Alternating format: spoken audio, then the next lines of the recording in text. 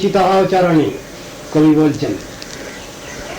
অপরকে তো তুমি ঠকাচ্ছ, গুরু বৈষ্ণবকে ঠকাচ্ছ, ভগবানকে ঠকাচ্ছ, কেন বঞ্চিত হও চরণে? তুমি নিজেই বা ঠকছো কেন? অপরকে ঠকাতে গিয়ে তুমি নিজেই ঠকে যাচ্ছ। মার্ডার কেসের আসামি, আর তখন উকিলের কাছে গেছে পরামর্শ নিতে।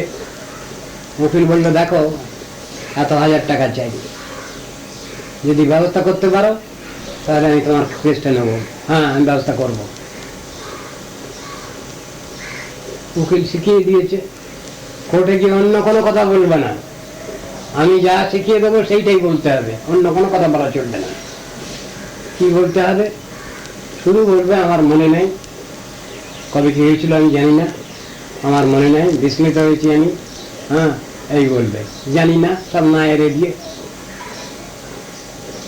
আর একজনকে শিখিয়ে দিয়েছিলেন, শুধু তুমি বলবে বাহ, এই বলবে, তাতেই তোমার খেতে যায়। তো যাই ক্রস করে ওকে, সেই বলে বাহ বাহ, শেষ করে ওকে কাঠগোড়া থেকে নামিয়ে দিয়েছে। কোথা থেকে একটা পাগলাটা প্রত্যেকটি লোককে এটা ধরে এনেছে, কিছু যায় হয়ে গেল ওর। তারপরে উকিল বাবু, আমার পাসপোর্টটা দাও। বাহ,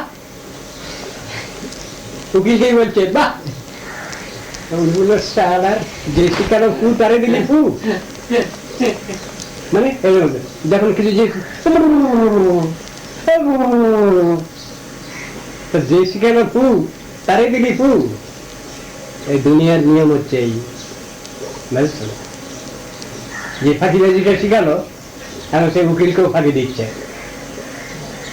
যে উকিল যখন টাকা চাইতে দেওয়া তখন তাকে জয় লাভ করিয়ে দিলাম, তখন দাও।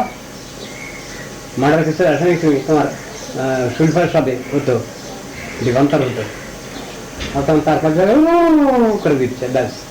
উকিল বললে একটু ভয়ানক চালাক দেখি, আমি ওর ঘর ভেঙে খাবো, ও আর আমার পরে আবার ওখানে কি করলো।